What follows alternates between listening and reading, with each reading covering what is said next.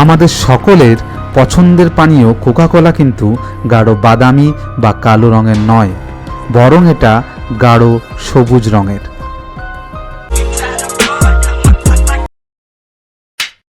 Hello everyone, story বিহাইন্ডের Facebook page ও চ্যানেলে আপনাকে স্বাগত।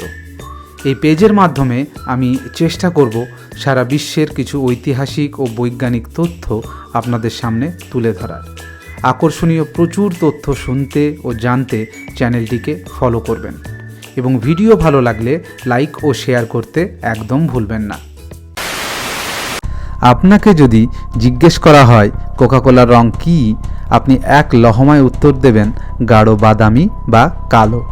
কিন্তু আমি যদি বলি শুরুর দিকে কোকাকোলার রং সবুজ ছিল, কোকাকোলার সবুজ হওয়ার গল্প কি সত্যি নাকি এটা একটা মিথ?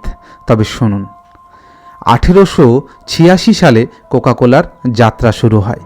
শুরু থেকেই এটা ছিল একটি গাঢ় ক্যারামেল রঙের সিরাপ, তবে হালকা সবুজ রঙের ফ্লিন্ট গ্লাস বোতলে পরিবেশন করা হতো। সে কারণেই প্রথমের দিকের বোতলগুলিতে সবুজ বা জর্জিয়া সবুজ আভা থাকত, যা সম্ভবত ভুল ধারণা তৈরি করেছিল। অর্থাৎ পৌরাণিক কাহিনীর বিপরীতে পানীয়টি কখনোই সবুজ ছিল না। বিস্তারিত জানতে জন এস পেম্বারটনের দ্য কোকাকোলা স্টোরি পড়তে পারেন। আজকের ভিডিওতে এতটাই। ভিডিওতে দেওয়া ইনফরমেশন ভালো লাগলে লাইক, শেয়ার ও কমেন্ট করতে ভুলবেন না এবং আরও এরকম ইনফরমেটিভ ভিডিও পেতে চ্যানেলটিকে অবশ্যই ফলো করবেন। সকলে সুস্থ থাকবেন, ভালো থাকবেন। দেখা হবে পরের ভিডিওতে একটি নতুন গল্প, একটি নতুন রহস্য নিয়ে।